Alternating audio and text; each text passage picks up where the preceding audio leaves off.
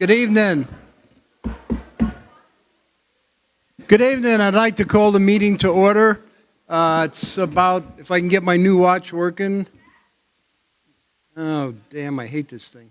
It's 6:02 p.m. 18:02 for the military guys. Anyway, tonight we're going to talk about the solar project. Basically, we've been looking at CPC, especially Colin and his crew, have been looking at the solar possibilities for at least 5 years in his committee. But in actuality, we started looking at this in 2012. So we didn't rush into anything. Just in the past, it wasn't practical to get involved in it because we'd had to buy the system. It's not a reserve issue, so it would be capital expense, and it would be a couple $1 million. This program we have with Trinity Capital and Turnkey Solar is a no-cost project for the association. And the guys, Colin in particular, Barry, who's over here, will be talking about the kind of money that we might save over the years. So that'll be on them. The HOA right now requires the board to sign one-year contracts. Solar companies don't sign one-year contracts, especially when they're going to spend over $2 million to put this equipment in. They're going to put it in, maintain it, and do everything. They pull the permits, those kind of things. And again, Colin and them will be talking about that. So I wanted to assure you that this isn't something that came easy. We didn't just figure out 3 weeks ago that we want to do this. We do have until April 14th to get everything in, and that's because the solar benefits now in April, middle of April, will diminish considerably. So all we've done is started the process and are moving along quite easily. But the whole thing comes down to the vote of the people. There's 1,853 homes here. We're all going to vote, hopefully everybody. And we need for a quorum at least half plus one to vote, so about 927 residents. And then of that, 50% plus one, so half of that number is what we need for yes if we go that way. You have an opportunity to go yes, this is a good program and you want to support it. If you vote no, the board can't sign the contract and that'll be the end of the project. So this will require us to sign a 20-year contract, and the costs to us, again, no cost.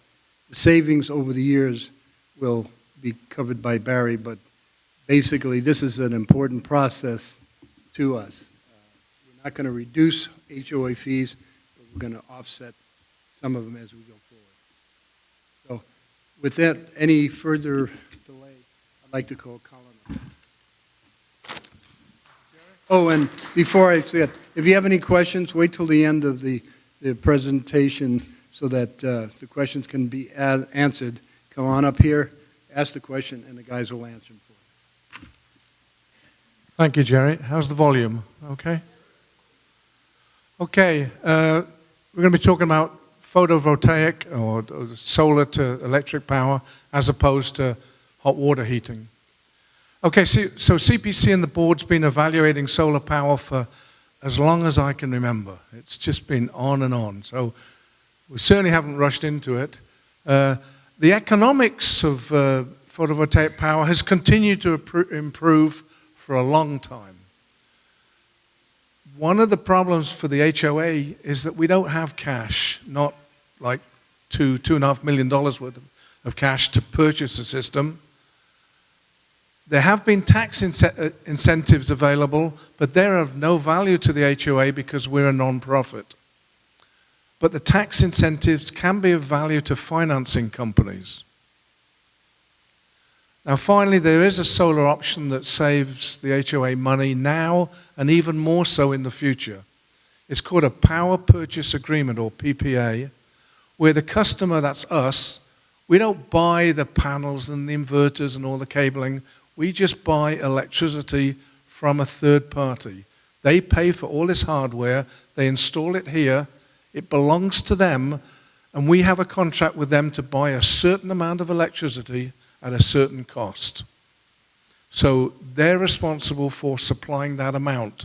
So if there's any problems with the panels or any of the electronics, if they can't generate the amount of power that we're contracted for, they have to buy it from Edison and sell it to us at our contractual rate. So all the risk is on them. But because they're putting all this money up front, they obviously want a multi-year contract, which is what this whole voting is about. The California Public Utilities Commission, or PUC, has recently changed all the rules for solar. And if you read the newspapers or see the local news, you'll know that come the middle of April, solar power suddenly gets a lot less attractive. The amount that Edison's going to credit the, I say homeowner or the solar plant is dropping a lot. They're going to pay you much less cents per kilowatt hour than they do today. So the economics changes drastically much worse after April 15th. That's why there's a deadline. This is a major win for Edison, and in my opinion, a real shame. It makes the state's green effort, I think, more difficult. You know, it's making solar power less attractive after that date. The good news is that the PUC allows grandfathering of any existing system. So if any of you have got solar power on your homes, you're grandfathered in for the next 20 years. And any systems that are not installed, but all their paperwork is complete by the 14th of April, will also be grandfathered in for the next 20 years. So the proposal that we've had is from Trinary Capital. They're the money company. They're putting up the money, and Turnkey Solar, they're the technical people. The system size is 500 kilowatts, or half a megawatt. The annual production that they've designed it for is 750,000 kilowatt hours. That number is what we consumed in the previous 12 months. So it's not a number out of the blue. It's what we expect our consumption to be. And the contractual rate is that we would pay 14.3 cents per kilowatt hour in the first year. And that rate would escalate at 2.99% a year. It would go up 2.99% for the next 20 years. Up front, there's zero cost to us, and the contract is for 20 years. The estimated savings for the first year are $21,000. The estimated cost savings over the 20 years is $1.3 million. Now, I should say that you have to say estimated savings, because what do we mean by savings? It's the difference between what our contract rate's going to be and what we would have paid Edison.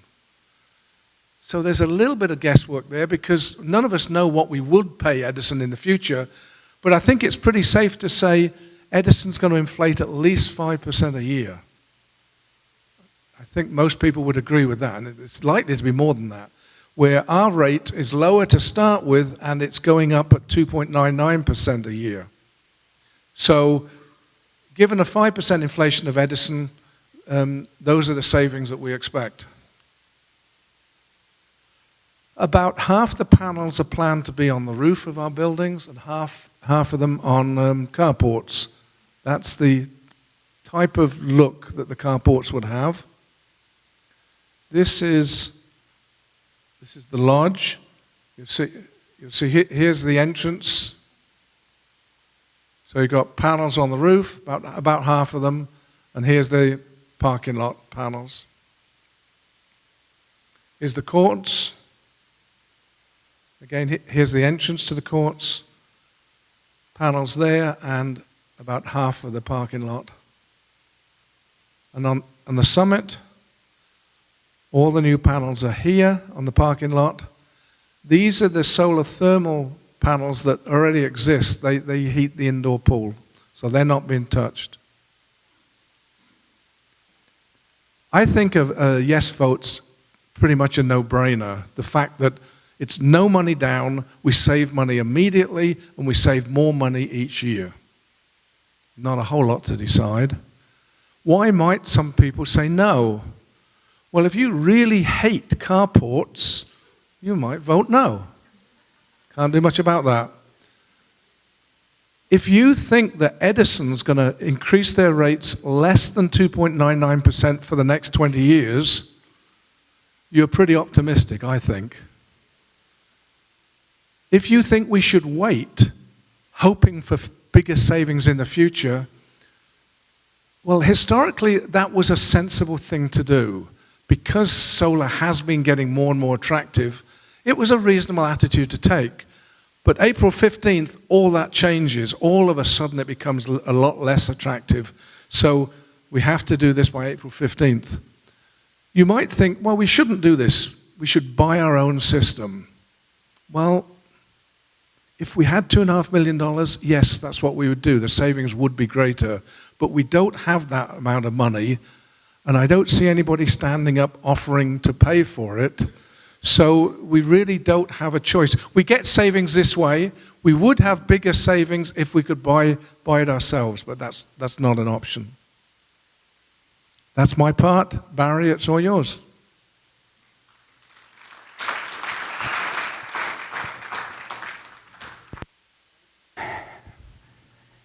Where's the button for the, which one's the?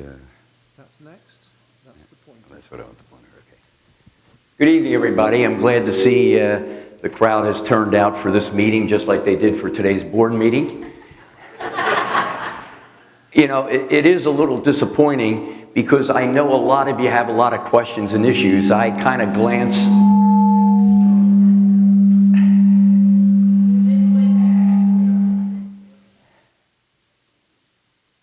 Okay. I kind of glance at that next door neighbor and everybody wants to chat on that, but you don't want to show up. The action happens here by participating in the board meetings, participating in the committees. So you really need to get involved here because that's where you're going to get the straight scoop. And that's what tonight's all about, and I'm glad you're all here. Okay. I'm going to just go over the financial implications. It was kind of covered by Colin, but I want to go over them so everybody understands what this is. This is a zero cost to the HOA. It would cost us over $2 million, $2.3 million. If you divide that by 1,853 homes, that's what the assessment would have to be for us to purchase it. After that, you have to say we own it, we have to maintain it. This is zero cost. We are just buying from a different provider of electricity. You could call these the Southern Cal Trinary Group. That's what it is. We're buying electricity from them. That's it. Same way we do now. We turn on our switch. It's going to work the same way. Our rate is guaranteed through the contract. We know up front what our rate is going to be. We got a starting rate, and we're getting increased at 2.99%. And we know it isn't going to be 5% with Southern Cal Edison. Everybody get a gas bill in the last week or two? Surprise, surprise. Jumped up a lot more than 5%, right? With the cutback in gas and the cutback in any of these carbon products, they have less customers and all that, but they want to make the same amount of money, so what do? Got to raise the rates. The water rates are going to be the same way. Use less water because we're in a drought. Well, they have to sell less water at a higher price. So, our first year, it's reducing. We're not going to get money back. We're going to pay less for our electricity. That's what you have to understand. There were some people that I've talked to that said, well, are we going to get money back? Are we going to get like a rebate? No. Our electric bill, instead of being $175,000 this year, that's what our electric costs were, is going to be reduced by $21,000. And actually, that's this year's bill. Next year's is going to be higher because there was a rate increase. So we get that. $21,000 almost equates to about $12 per household or about $1 per month in our dues. So we wouldn't have to raise our dues that dollar. We're going to have cost increases. Dues are going to go up. And it isn't just the heavy state of inflation we have. That's just where we are. It's going to go up. So I want to show you this. This is the misunderstanding that some folks have. Which was that button there? This one? Whoop. Ah, pretty good. I can't find my pointer. I thought I hit it. Okay. Here's our starting point, and the first year we would save $21,000 right here. Over the term of this, what we save when we're talking about $1.3 million is all this area in here. It's not that we're going to save 1.3 at this time. It's over here, as this only increases 2.99%, and this one, we're showing a graph of a 5% increase. This one's riding higher. So we're saving this money in here. And this line is the conservative line. This could be that much up here. We had a 10% increase with Southern Cal Edison last year in electric. Not a 5%, we had a 10%. So that's what we looked at from a financial implication of what this is. And we think it's a good deal for us because we're looking at ways to manage our costs, the fees that we're all homeowners. I am too. I don't want to pay any more than we have to. Most of our business is contract, and we do a lot of negotiation to get those contracts into place. The next biggest area of expense are utilities. And we can either turn it off or pay the bill. Well, this is a way for us to reduce those costs. With that, we're going to open it up for questions.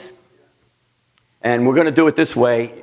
If you have a question, we'd like you to come up this aisle here. You're going to speak into here, and we'll try to answer the question. Anybody want to give it a go? Come on up.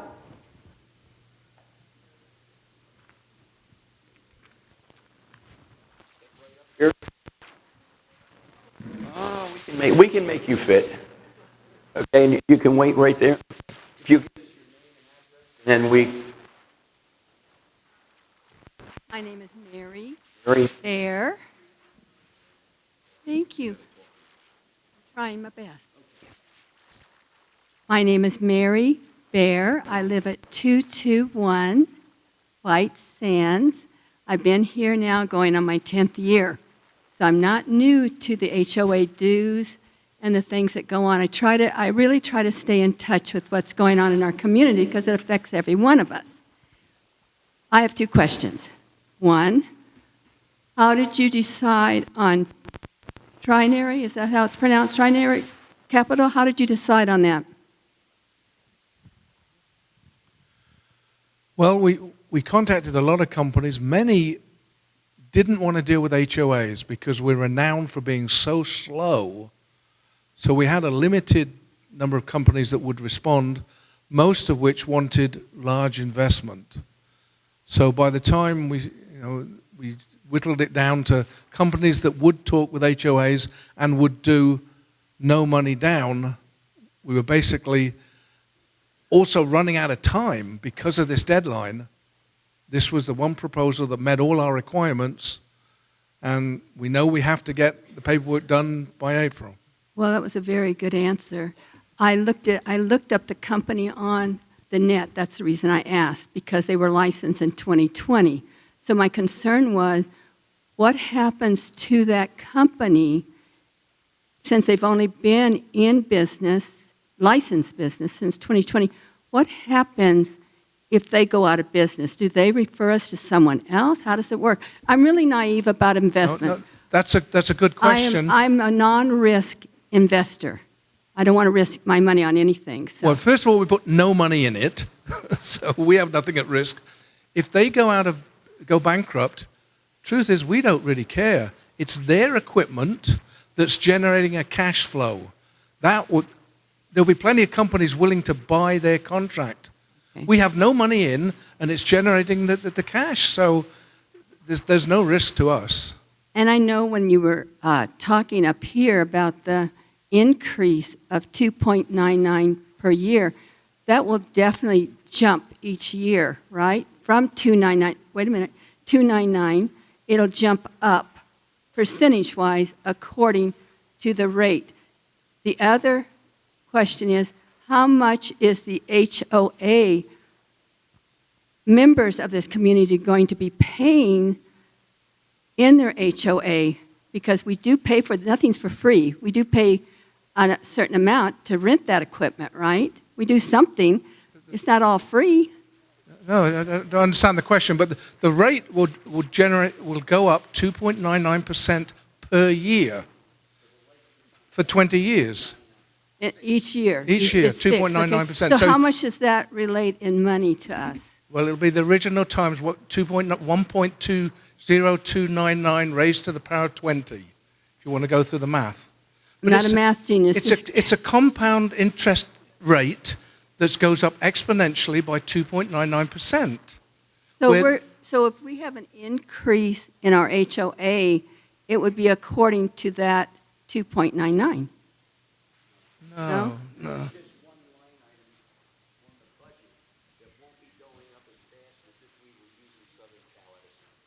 Okay, well, I know that. Yeah, oh, definitely. Electricity. Right. So if you're buying it here, it's $175,000 this past year.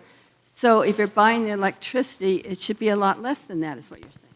No, if we stayed with Edison, we assume it would go up at least 5%. No, I'm not talking about Edison. If we do this, all the solar and everything, it was $175,000, you said.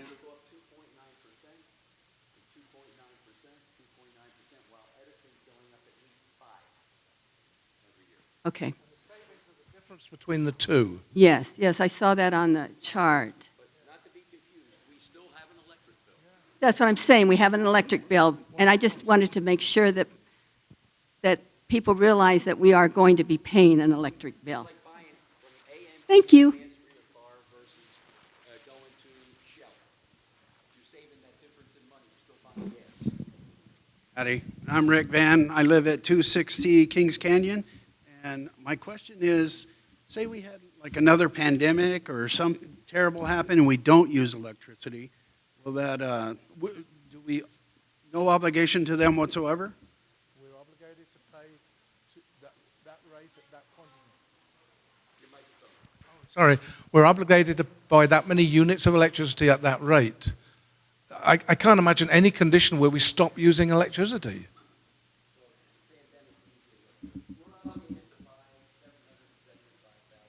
Kilowatt hours per year, yeah.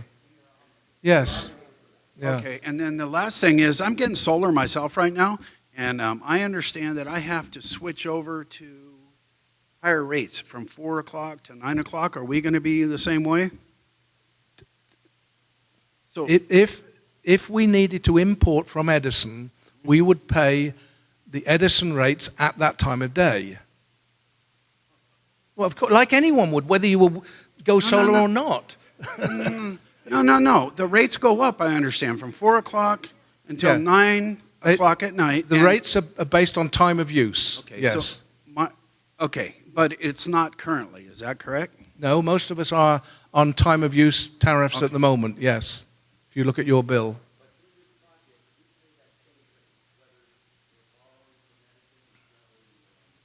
So to recap, what Mary said was we are obligated to buy at that rate so much per year, no matter what.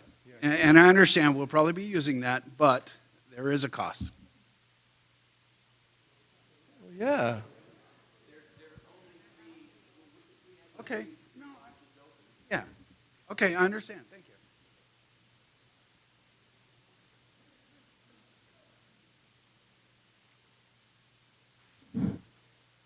Dan Bosick. All right, Dan Bosick, 340 Mont Bluff. 1 inch from the mic. All right, there we go. Hello.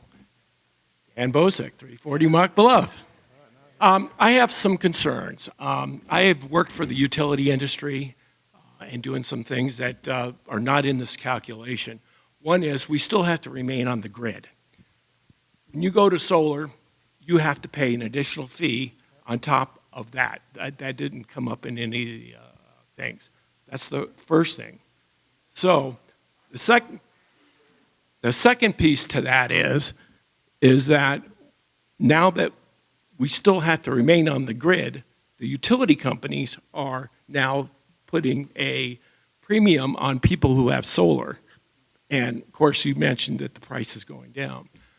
The second question is I'm concerned about this lodge.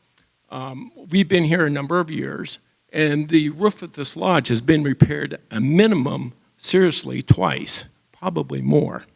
So now we're going to put on panels. We're going to have people run around on the panels on a roof that's approximately 10 to 12 years old. So we're going to decrease the value of that, or the lifespan of that roof. So now we're going to start seeing more cost.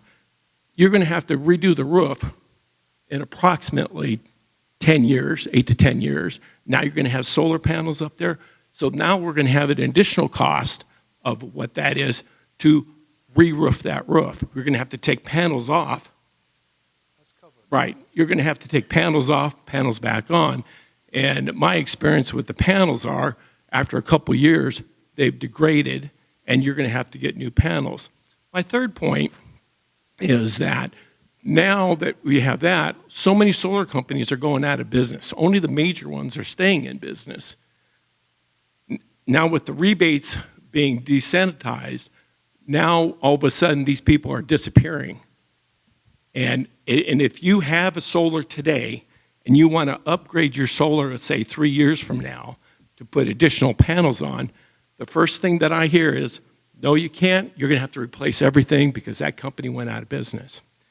Another key point, Trinity is a company of investors. They're venture capitalists. They have not been in business very long. And from what the data that I've read, that they're not making money. So what happens on mitigation if something happens or we have to switch over? Who's on the hook for the rest of this? The HO is. We're going to have to pay whatever that is. So Trinity is, like I said, I'm a venture capitalist myself. I want to make money, and if I'm not making money, I'm out of here in that investment group. So I'm concerned about, in the contract, what company's going to be around in 20 years. No one can tell me that they're going to be around. Some even the bigger companies are gone. Can I answer those one by one? Absolutely. Grid connection fee that you referred to applies anyway. Yes, obviously we have to be connected to the grid. That cost applies whether you're with Edison only or you're with solar. Yes, that's a cost, but we're only talking about savings here. That there's other costs. There's the distribution cost. There's the various taxes and fees. We're just looking at the difference between the two. That's why it's the 21,000 is a fairly small number, really. All those other costs remain the same. I agree with you. You have to compare apples to apples. And that's what when we're you trying look to at do. your utility bill, as a homeowner, I'm using X amount of kilowatts. I'm only Kilowatt looking hours, not kilowatts. kilowatt hours, kWh. I'm using X amount of kWh, and all the rest of it's taxes and gobbledygook. Right. So I look at it and say, okay, I'll make up a number, 50 kilowatts a year or whatever. I know I'm going to be paying it. The rest of it, we're still on the hook to pay. Yes. Yeah. Yes. Distribution and We're everything talking else. about savings. Right. Okay. What was the second point? I forget now. Well, the second point is the mitigation. If they go out of facility. business, they own the hardware, they receive the cash flow. If they go out of business, there'll be finance companies lining up to buy that cash flow. All the risk is theirs, not ours. Okay, well, we can agree to disagree, but that's fine. So what about the facility, the liability? The roof, yeah. Mitigation. That's why the contract includes, I think, 2 re-roofs. We can say to the company, we want to re-roof this building, take your panels off, we'll re-roof, you put them back at their cost. It's in the contract. And there's no cost to that, so we're all mitigating. No cost to us. Yes. Okay, well, I just wanted to bring up my concerns. Thank you. Thank you. Actually, good points. I'm Cheryl M, and I live at 284 Chimney Rock. Hi, Colin. We've been communicating. We have. We've had solar for the last 12 years. We lease our solar, so I know something about leasing solar. And from what I understand, we're not going to get a battery. And if I was going to save money now, I would buy a solar system or lease a solar system that has a battery. That way you don't have to depend as much on Southern California. That being said, according to what I've read, it's going to cost us about 14 cents a kilowatt to purchase their electricity off the panels. Yes, off their solar. And we're dedicated to buying so many. I'm dedicated to buying so many too, as well, and I usually go over. However, that's not 24/7. That's not day in and day out. Oh, that's not 24/7. That's only when we have solar in our panels that can come back to us. The rest of it goes to Southern California Edison. Is that correct? That is correct. And on my bill, since they've changed this last year or the year before, I've gone from having a plus as far as reward for solar energy to a negative of having reward. Different kind of contract. Huh? Different kind of contract. We are contracted for 750,000 kilowatt hours per year. Doesn't say what time of day for us. They will provide us with 750,000 kilowatt hours per year whenever we want to take them. And that's in the contract, that That's it's what the contract is. 24/7 and you don't have to buy it from The only Southern- time we'd buy from Edison is if we want more than 750,000 kilowatt hours in a year. At and the it- end of the year, not monthly, but at the end of the year. The calculation, I think, is done monthly, but it's... That would bother me. That would bother me, to be honest with you. Well, And- the 750,000 kilowatt hours is based on what our consumption has been for the last year. Okay. So it should be fairly close. And all of those would be at the 14 cents. I just want I would want clarification on it, if I were you. And the question, Is- clarification of what? Huh? Clarification of what On question? the fact that we don't have to go into the time of use for Southern California Edison, because that'll cost you a lot of money. But if we didn't go solar, you'd be Wait. totally under time But of use. that's my question. That is my question. We do not have to contract through Southern California Edison for time of use. We do not. Okay. That's in the contract. Because I find a lot of things aren't in contracts that should be.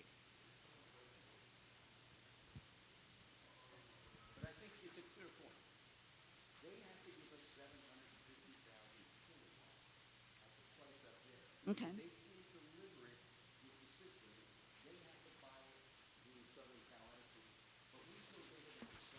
Right. Okay.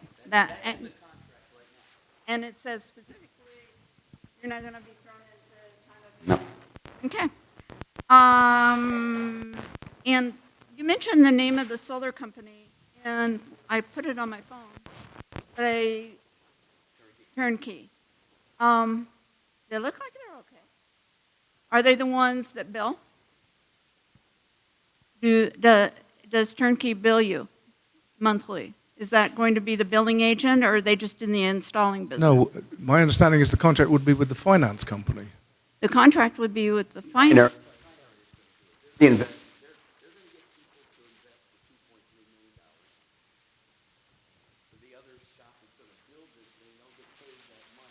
We'll be paying primary, and the investment company, the capital will be paying back to their shareholders, stockholders, however it's the works. They'll probably show losses the first couple of years. So they're recovering money. Yeah, and they'll have tax write-off the first couple of years. Okay. But for the shareholders. Well, The other thing is, it was mentioned about the panels and what happens if you get a leak in the roof. I've had one leak passed, and I think I've got another one. Leaks in the roof. On our contract, it was kind of ambiguous, and we got a leak in the roof, and they said, we'll charge you X number of dollars to come out and take it off and put it back on. So, if you have a leak in the roof, will they take the panels off for free so you can repair it? Or is this only if you decide to re-roof?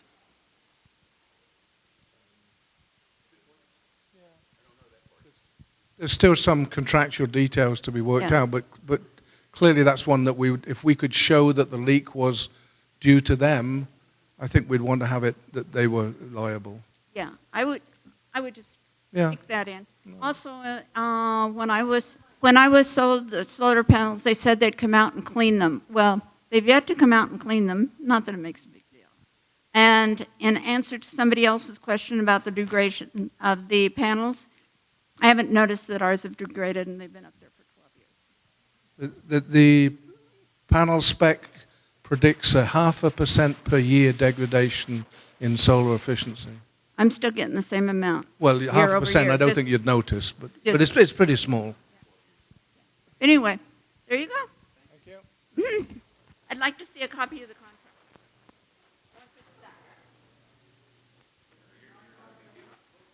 Yeah, if we can see a copy of the contract, that would be wonderful. That way everybody will be happy, including me. Thank you.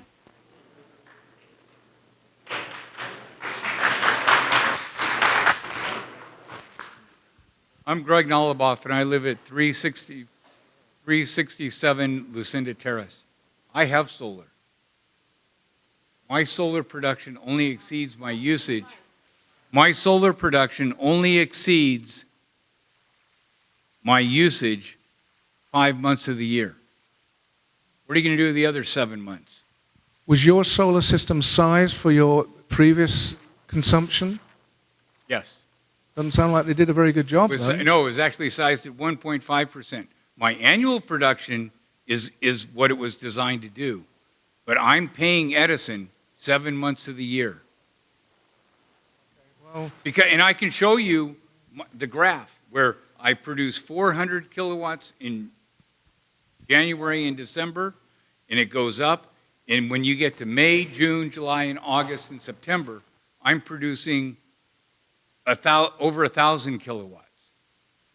But this production curve is not addressed with your 14.3 cents across the board. did your contract guarantee a certain number of kilowatt hours per year? Yes. Okay. I'm just Guarantee us that regardless if we don't have any sun for a week. They guarantee us at that price. They got to go buy it. So they probably figured out the number of panels they need to accumulate that. But I'm saying my connection to Edison, and I bought my panels, and it was a whole lot cheaper than going on a 20-year lease agreement. But I understand when you can't put up the capital, you're going to pay for it one way or the other. I understand that. But my point is that curve looks like this. And these guys have a flat rate deal. How are they going to support that? That they'll purchase from Edison. If you purchase your panel, it's a different kind of contract. Somehow, it's all going to come out the same way. Those panels, either it's sized to accommodate the January and December usage, and then everything else is extra, and that's the bonus they're getting? Is that what's happening here? That curve you're referring to, the area under that curve, the amplitude is kilowatts, and the time is months or hours. The area under that curve is a certain amount of kilowatt hours. Correct. And that's the 750,000 that we're contracted for. Okay, just like my contract says, I'm guaranteed that they will produce 8,000 kilowatts in a year. They do it. It does it. But I'm telling you, I have to buy electricity from Edison in the months of January, February, March, a little bit in April, and then come October, November, December, I cannot produce enough electricity to run my house. Well, I have a lease contract on my house. I have that curve. I pay nothing to Edison for the last 18 months, zero. So my okay. contract is obviously different to yours. Right. Well, no, I had a purchased standard it. purchase. I had Yeah. a purchase contract, and then Edison is the backup. Okay. That's the standard purchase contract. But it's a lot we're not cheaper than proposing this. a purchase contract. I understand, but I'm saying she was saying it's a bad contract. That, when you purchase, you put up a lot less money than you do on a PPA over 20 years. That's why I did a purchase agreement. Yeah, but you can't compare today's dollars with dollars over the next 20 years. They're different. Time of value.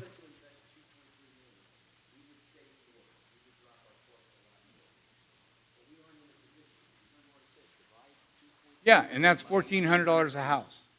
That's $1,400 a house. That's what you're really asking for. And you're asking people to vote $1,400 and the contract isn't done. Oh. No, that's what you're asking. Oh. That's $2.3 million worth of capital. The HOA. If you commit, no. They're going to want their money back at the end of the deal. Okay, and that's what it is. Okay, we're strictly buying electric from them. They're putting up the devices. We are only buying electric. They need to deliver the amount. What they do with the extra or anything else is their business.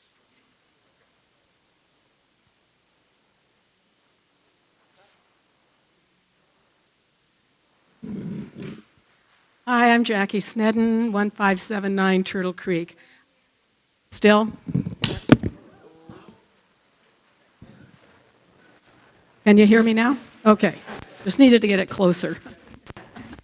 Need to be taller. I've got a couple of questions. One of the things I'm wondering is how are they basing the 2.99% escalator? How is that calculated for them? I think to give them the required rate of return on their investment.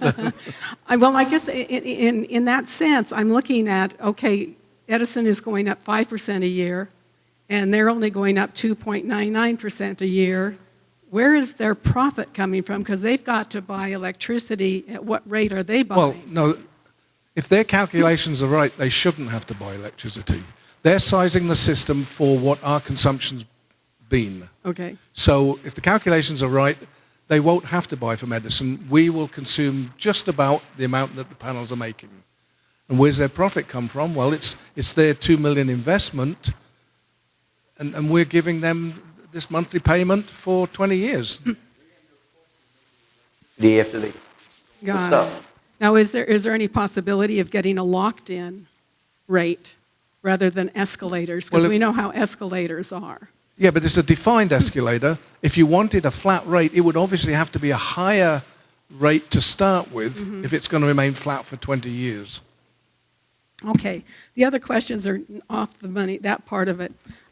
Regarding the installation, I'm concerned about, I knowing there would have to be trenching and such to lay cables and the like.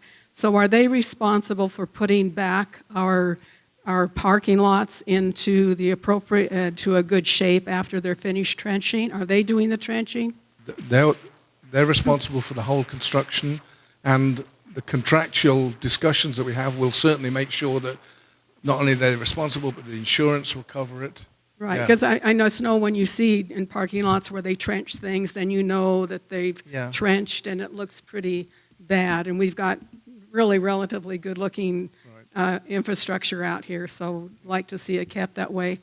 The other thing I had a question on is the parking structures. Who owns the parking structures once they're built? They own them. They are responsible for the maintenance of them. But if we park and bang into one of them, we would be responsible for that resulting damage. Okay, so the contract will have some sort of maintenance agreement Yes. to maintain those Right. those structures. Okay, let's see. I think that's it. Thank you. Well, that was easy for you.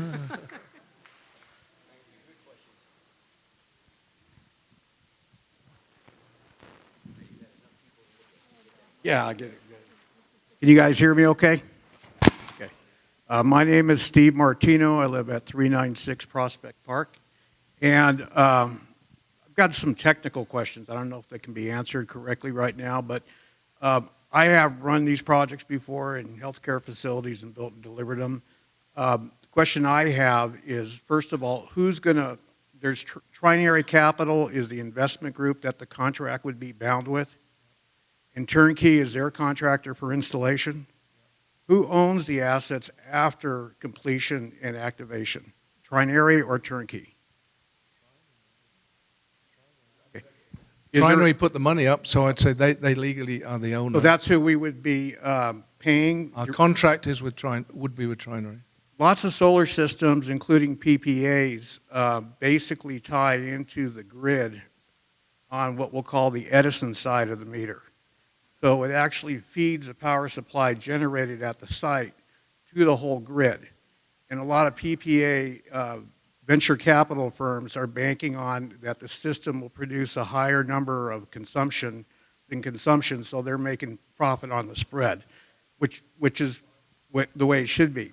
So my concern is, first of all, does Trinary have anything binding them to not selling this agreement to somebody else during the 25-year period, so that it can't just be offloaded as a profitable item with a third party not maintaining it later on?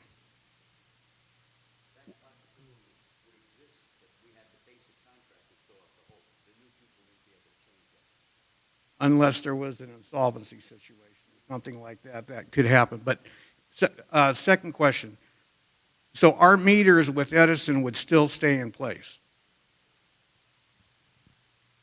I haven't seen the metering schematics. So if there's, just let me, my assumption is that the power is being generated here and it's being fed to the grid on the street side or the Edison side of the meter. Edison is gaining that power capability into their grid. Edison will still be metering how much we use to our consumption. So will they just be offsetting the power generation cost and not the delivery charge cost? Because right now my most recent electric bill is 11.6 cents for power generation, but it's 23 cents a kilowatt hour for delivery. So if we still maintain Edison as the infrastructure that we're buying it from or through, so if we're paying 11.6 cents right now to Edison, at least that's mine, I don't know what any, last year in December it was 9.5, the year before it was 8.5 per kilowatt hour, this last December was whatever I just said, 11.6. That's both baseline and after the baseline. What has gone up with Edison is on the tier rate baseline, and I'm not on a time of use, I'm just on a standard use right now, I'm not at the multiple times per day. It's 23 cents per kilowatt hour for their delivery charge. When you add in all the other costs for Edison that are not related to the actual power commodity. So I guess my question is, if we're going to 14 cents per kilowatt hour for the actual commodity, will we still be paying the delivery cost to Edison since it's flowing through their meter from the grid? No, the solar kilowatt hours, there shouldn't be an Edison delivery charge on those because Edison didn't deliver those kilowatt hours. Well, I mean, it's in their grid, and they're still delivering it. That's why I say... That should be clarified. Yes, okay, all right. Okay. I get your point, but I certainly expect there not to be delivery charge on those solar kilowatt hours because they didn't come from Edison. Okay, but it's still sourcing through the grid. So let's say if it goes back to Edison to distribute wherever they want. I don't think it would. Okay. I think our T point would be before the Edison connection. Okay, because like right now, my current consumption averaged at 34 cents a kilowatt hour total, but 23 cents was delivery and 11 cents was actual electricity usage. And I think Trinary, who would own the assets, my understanding, just researching them, they're privately held. There's no shareholders. It's not publicly traded. And it looks like they're only 24 months old. So we're committing to a company that doesn't have a proven track record. It could just be a venture where we're part of a brokered system later on. And I just wanted to point that out, a concern. As I said before, they've paid for the hardware and we make the payment to them. So if they went bankrupt, I think there would be no problem of other companies buying their cash flow. Do we have an out? Like, for instance, if something goes in for 2 or 3 years and the expected results were not beneficial, is there a clause in the contract where we can require them to remove the equipment and return back to the prior condition? We haven't put that Okay. in. Okay. I mean, obviously, at any point, you could, if they're not meeting their contract, You can, we would just go back to Edison, which is where we would have been anyway, and you stop making the payments. yeah, I think that the big delivery charge cost, that's the concern I have, Yeah. is that we're still going to. So we need to check where the T point is.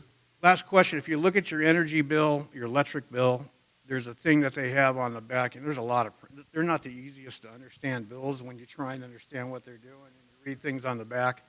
There's a charge called a PCIA, which is described as a power change.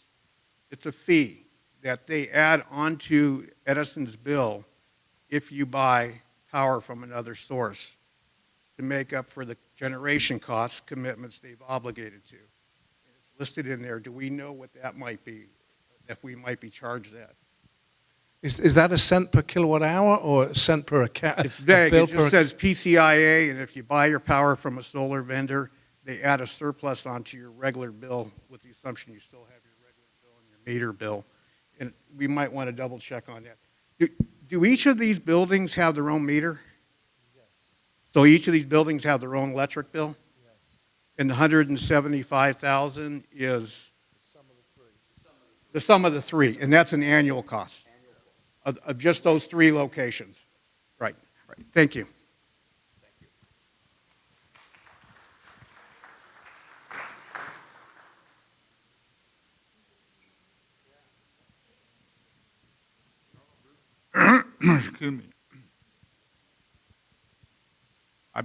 Excuse me. I just moved over here 2 years ago.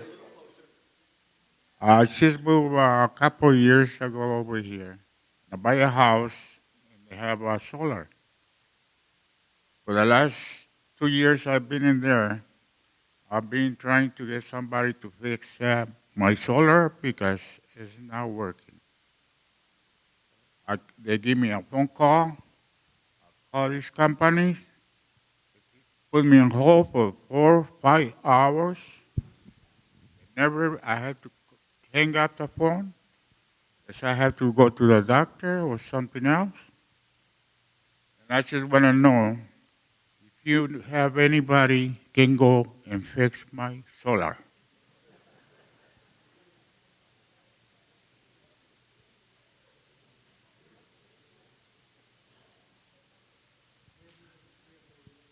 I'm retired now. I'm not working anymore.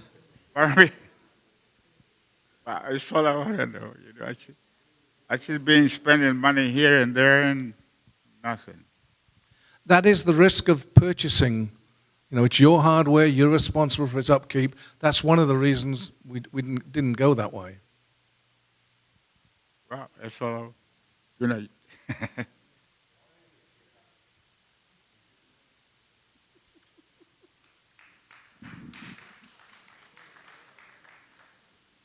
Todd Tracy, I live at 1542 Rio Grande. Two things I wanted to address. First, we're committing to a purchase of a certain amount of electricity over the next 20 years based on what we're currently using. One of the things I would bring up is 5 or 6 years ago, LED technology was in its infancy. And in a relatively short period of time, it's improved. I work in lighting distribution. It's improved tremendously. The cost has come down. And as a result, anybody who's going to LED is using a lot less electricity and from a kilowatt hour basis than they would have before. We're talking 20 years out. You know, technology changes. Maybe we're not using 750,000 kilowatts a year, yet we're still committed to purchase that amount. So I think that's a consideration when you're looking out 20 years in an industry that's become very technologically driven, and we're committing to something that we may not need. The other thing I wanted to address that nobody's really brought up here yet, but you know, this community has a lot of draw in our landscaping and our facilities and just the beauty of it. We spend a lot of money in our budget for landscaping and for updating our buildings. I happen to work in Arizona where there are a lot of solar-covered parking lots. And absolutely, you can say that one of the benefits is that there is some shade. I will tell you that in a business parking lot, on a college campus parking lot, in those type of environments, I think it makes perfect sense. It doesn't look out of place. It certainly provides a lot of solar energy. I think if you look at some of these pictures, maybe not so much in the back here of the lodge, but when you look at the summit particularly, and the courts to a lesser extent, but let's picture the summit. There are no panels going on the roof of the summit. All of those panels are in parking structures right up against the sidewalk and the road. I just think that that would become an eyesore for the community. And I think that when we're talking about, cost savings, anytime there's cost savings, there's always a cost-benefit analysis. Okay, I've been doing them my entire life. And I think sometimes the cost-benefit analysis are real simple. We do this and it costs us $10, we do that, it's the same thing and it costs us $50. That's a no-brainer. But sometimes it's a little more difficult than that. And in this particular case, I'm looking at it from the standpoint of over 20 years, we're averaging $35 per year per household in savings. That's over 20 years. That number is about $10 the first year, maybe $13 the second year. So then you have to ask yourself in this cost-benefit analysis, does $10 a year in potential savings, right, offset looking at these parking structures? And again, as was brought up earlier, if an elderly person or a not-so-elderly person, pulls in and hits one of these poles and we have damage, there's not only the cost of us having to repair those, because that's not the contractor's fault, there's damage to somebody's car. When you're pulling into a parking spot, as the parking lots are arranged now, you don't have that, So we've got the aesthetics, we've got the safety factor, we've got the cost of repair, and for all of those costs, the benefit is $11 a year per homeowner in savings, or $35 a year over the average of 20 years when we see all of our accelerated savings. So I think solar is great, and actually I think if we could renegotiate this to stick with roof panels, there's downsides to the roof panels as have been brought up, but I think a compromise would be the roof panels aren't going to have an aesthetic cost. Then it's going to just be a straight cost analysis where it's cost versus benefit, and we can probably make sense of that. Would the financing company get on board for 50%? If we could meet 50% of our needs and not have the parking structures, would that be a compromise? That's my question. Thank you.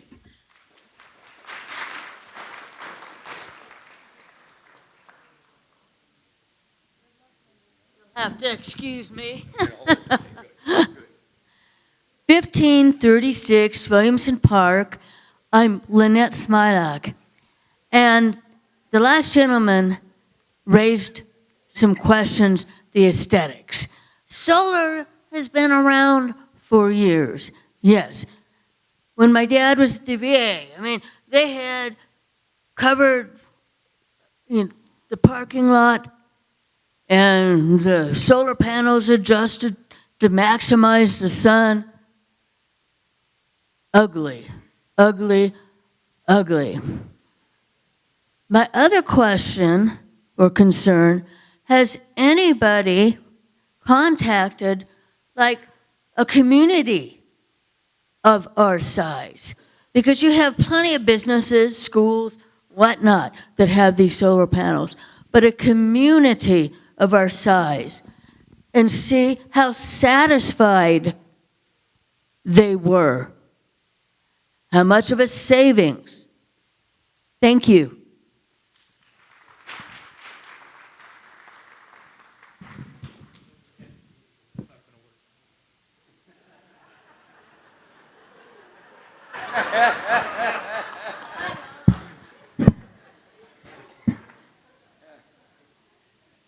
Bob Steigerts, 387 Songbird. I don't really have a question about all the details. The only question I have is, we're being expected to vote one day next month. What is that date? Is it by February the 8th is when we have to have the vote turned in, the ballots?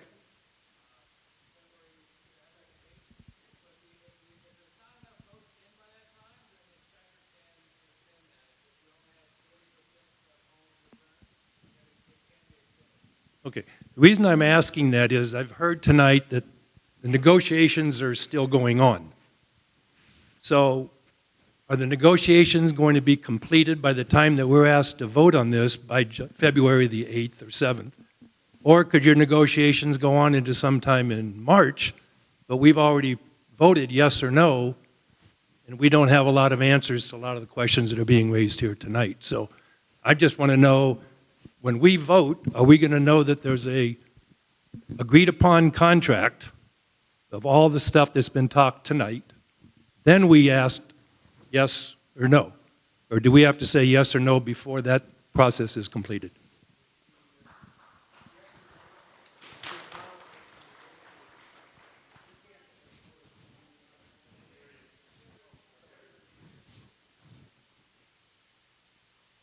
Basically, the yes or no is yes, that you'll either allow us to sign the contract and go forward with the contract. Right now, we just have a letter of intent.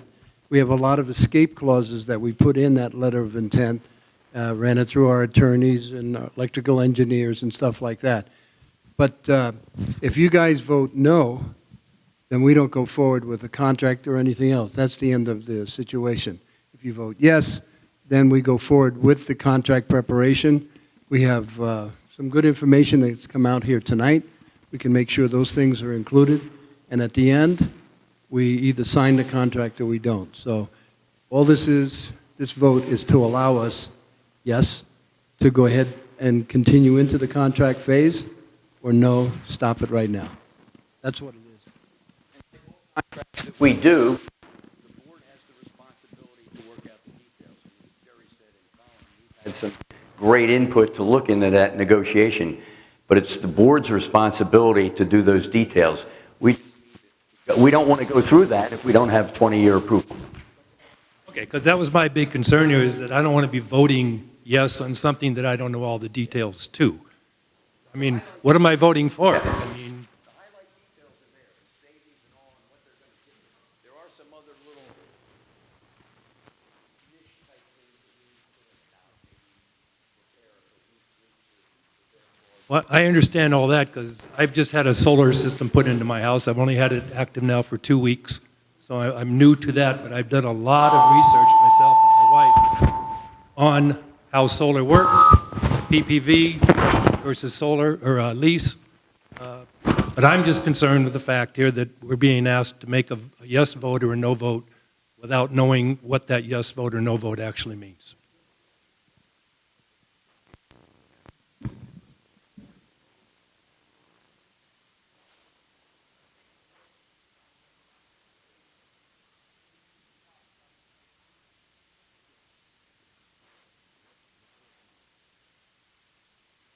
Hello there, Tom the train guy, 458 Maredera Creek. I went on the EPA website. Anybody who doesn't understand PPAs, there's some nice information there. Now, I agree with everybody else that all these little things that are coming up, to ask us to vote on this is a little too soon, I think, myself. I wanted to ask you about the installation company. Is it this outfit from Fresno? Anybody know about the installation company? Who's going to put the panels up and all that? This turnkey solar? That's who's going to do the work. Well, I'm not real impressed with it. I looked on their website today. Their sales manager has actually got like an uncollared shirt and a baseball hat on for their About Us. Okay. And on Yelp, which anybody else, I don't really, I take whatever reviews are on the internet with a grain of salt, but I'm not real impressed with this company. They're 300 miles away from us. So there's a logistics. Are they going to have guys come down here and stay, or are they going to subcontract to somebody? I think these are things you need to address when it comes to the installation. And also, for all those who know me, why can't we put car chargers in underneath these, looking out 2035, where all our, it's going to be all electric vehicles, so maybe we can do something like that,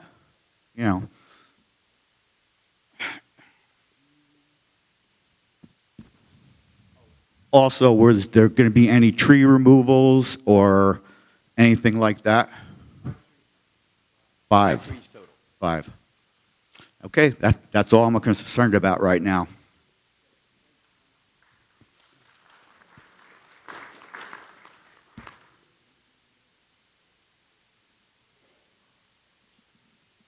My name is Craig Henderson, and I live at 1691 Quiet Creek. And did I understand correctly that the electricity for the 3 buildings that we're talking about is $175,000 a year? Which works out to each household paying $94 a year. Is that correct? That's the math that I did. So we're paying $94 a year for the electricity. I'm not sure what the big whoop is about trying to get a cheaper price, because $94 is not very much. The other is, I want to echo the people that are saying putting up the covered parking areas, not only the roofs, but the covered parking areas, I think are quite ugly. It'll take away from the beauty of this place. It'll damage the lodge in the area and making it look like it's not what we came for. We came for a beautiful environment, and I think this is going to be ugly. Thank you.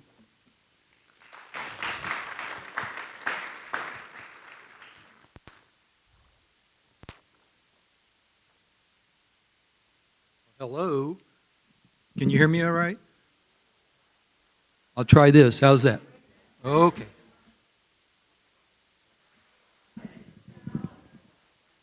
These complicated things, goodness. Well, I just had a couple quick little points here. Talk into it. I don't like hearing my voice coming back at me. You guys made some really good points here that I didn't think about. I wanted to come here and talk a little bit about the technical end of it. But one is, it sounds like that there's a minimum bill that we're going to receive regardless of what we use. We're saying that we're going to buy so much power from you regardless of what happens in the future. Up here, okay. So technology improves, power demand goes down, but we're still going to be on the hook for 20 years to pay for whatever. I think you made that point. It's very thought-provoking. The only thing I wanted to mention was, like, in this contract, if we go forward with it, I'd really like to see, I guess you'd call it a health check or contract guidelines that say that you guarantee you'll do this performance, and if you don't, there's certain penalties involved with that, which means we'd have to have some way of measuring their performance. So they'll have to have some kind of utility report, maybe it comes out monthly, and shows that their panels are running at such and such percentage, they provided this much. The energy meters will measure kilowatts and then integrate to kilowatt hours. Phones go in. The meters will measure the amount of kilowatt hours put out by the panels. Okay. And they're contractually obligated to supply a certain amount.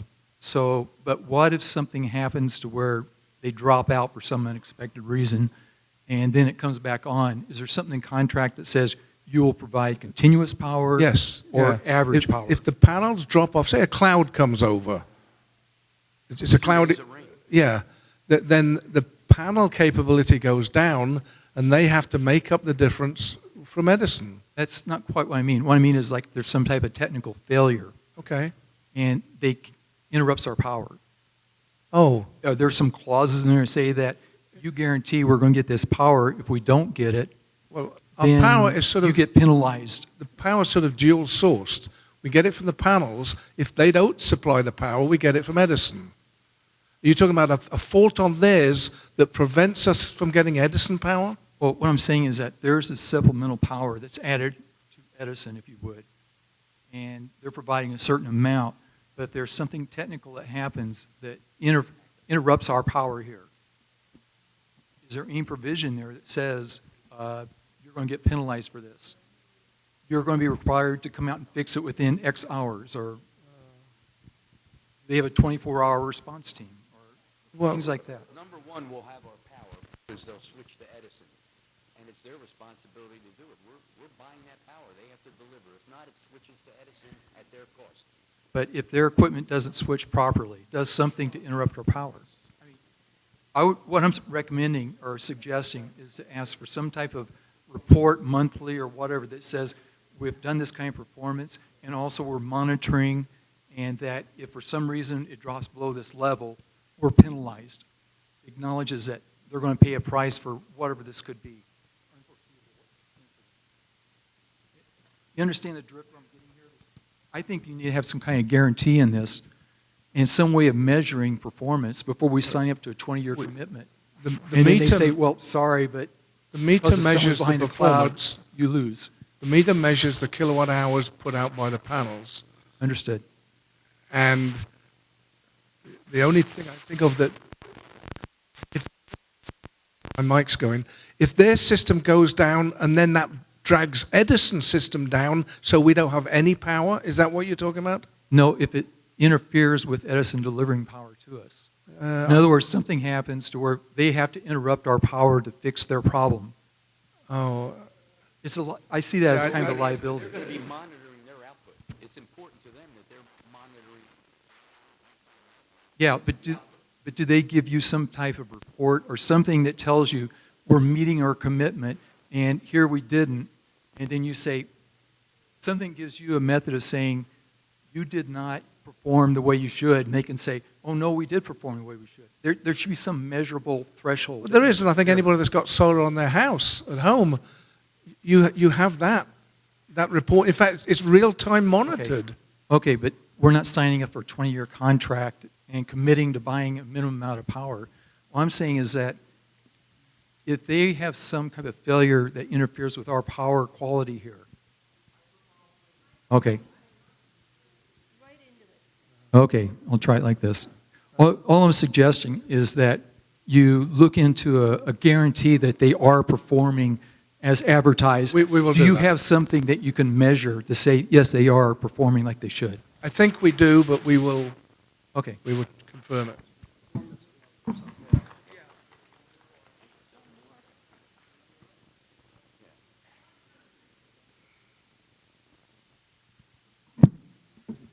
Good evening.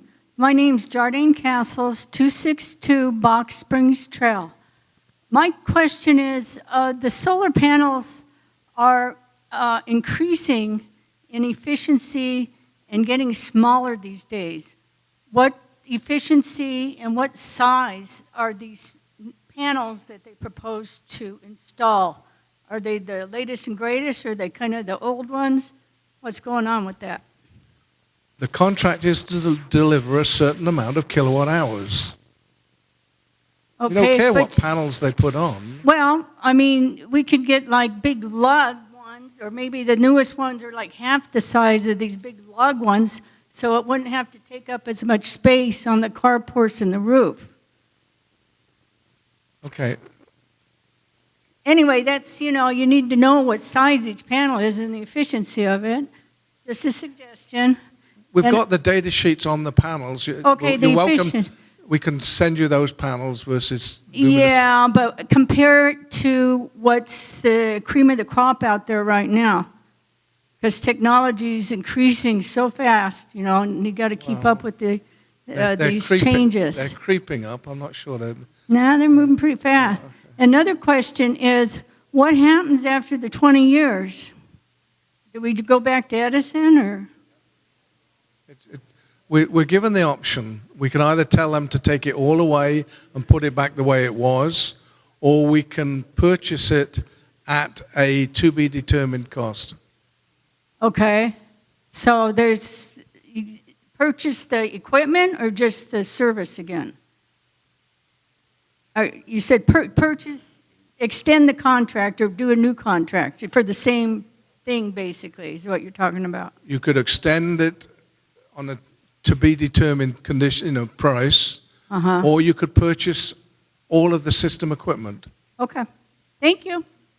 We lose our grandfathering, though, in 20 years. Yeah, that's the problem. The big problem is that NEMS 3, our grandfathering is only for 20 years. Yeah. The grandfathering's for 20 years, which is why we wanted a 20-year contract, because after 20 years, everything changes. Hi, I'm Joe Barletta, 1569 Timberline. I'm on the board of directors. And we've been working a long time with Colin to try to get this put together. Let me try to get it to its most simplest form. Basically what we're doing, we're putting in a contract, or we're negotiating a contract. We've gone into a lot of details, a lot of minutia here tonight, and those are all very good points.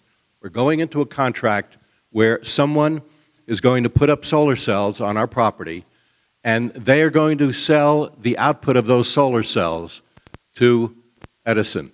So it's going to go solar cells to Edison, Edison back to us. What we have to do is we're going to be paying, regardless of where it comes from, because of our contract with them. It's up to them to generate it. It's up to them to do whatever, jump through hoops, whatever, to take care of it. If they have a problem taking care of it, not our problem, their problem. So we're buying at this 14 cents per kilowatt hour, this power. As far as people that are concerned about what's going to happen in the future, I'm an electrical engineer. I've been working on space programs for 50 years.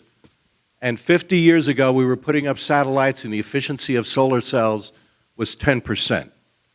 The physics says that the maximum capability of efficiency that you can have in solar cells is 31%. We sit right now at something like 26, 27%. It's not going to get that much better. But again, whether it does or whether it doesn't, the worst thing that can happen is if all of this falls in, excuse the expression, falls in the crapper, we go back to our friends over at Edison and we buy it from them. We're looking at a way, which is our job, our fiduciary responsibility to do. We're looking at a way to keep things under control. With an electric bill at $175,000 a year, we're looking to do something to bring it down. We think we have a solution. And again, the community, all we're asking the community to do, we haven't finished negotiations, there's details to be worked out. We want the community to give us permission to go do it, because it is a 20-year thing. If it wasn't a 20-year thing, if it could be done in 1 year, we would take care of it. The other side of the thing is, as far as buying it ourselves, I have solar cells. I bought them myself. And to me, it's the best investment I've made. What these guys have done with us is they've said, we're going to put up money. They're not stupid. What they're going to be getting out of this, they're going to be getting a profit. So when we pay them the 14 cents per kilowatt hour, what they're going to be doing is selling the power that these solar cells put out to the Edison company, and they're going to be making more than that. If we could put up all of the money, we'd be doing a lot better than what we're doing right now. So what we're doing is we're splitting the things. We're getting some financial advantage from it by paying this 14 cents per kilowatt hour, and they're getting some financial advantage because they're putting up the money, and once they put up the money, they're going to be getting something back. They're not stupid. If they have a problem, whatever issue they have with who's ever putting up the solar cells is up to them. They got to fix it. They got to take care of it. The only thing I could see where there was, to me, a reasonable objection is if we don't like the way it looks, then fine. You know, that's one issue. But in terms of all the issues and the details, if we go into those details and we go into them now, this is not going to happen. It's not going to happen because you're not going to be able to work out minutia and details like this, present it to the community, and get an input back to the community, yay or nay. That's why all we're doing right now is saying, hey guys, give us the permission. We need your permission to go ahead and start the negotiations with these. And the bottom line that you need is, this is what we're going to be paying out, this is what we're going to be getting back, and in the final analysis, this comes out ahead for us financially, not only now, but in the future. Thank you.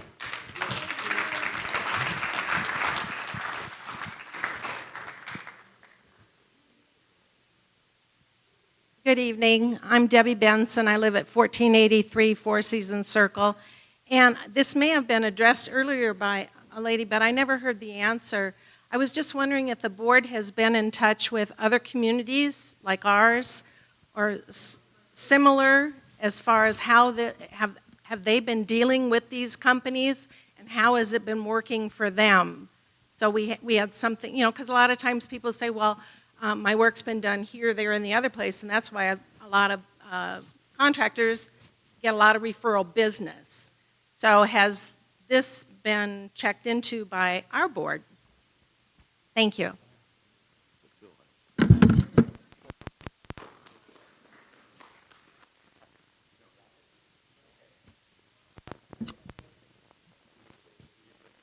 I have one thing to say. One of the members of the CPC committee manages the engineering, I forget exactly his title over there at the university, and they have a power agreement, and they have been very successful with it and saved lots of money with it. He's one of our resources as far as understanding the ins and outs of this contract. That's Phil Westbrook. He's away right now, but he's the man that, with Colin, did all the legwork with all the companies that we did try to get involved with and this one that we are now. So with that, Cindy Graves. Thank you for coming. We love you, and now you've having a wonderful sedative to go to sleep tonight. Good night. We love you. Goodbye. Go home. Yay.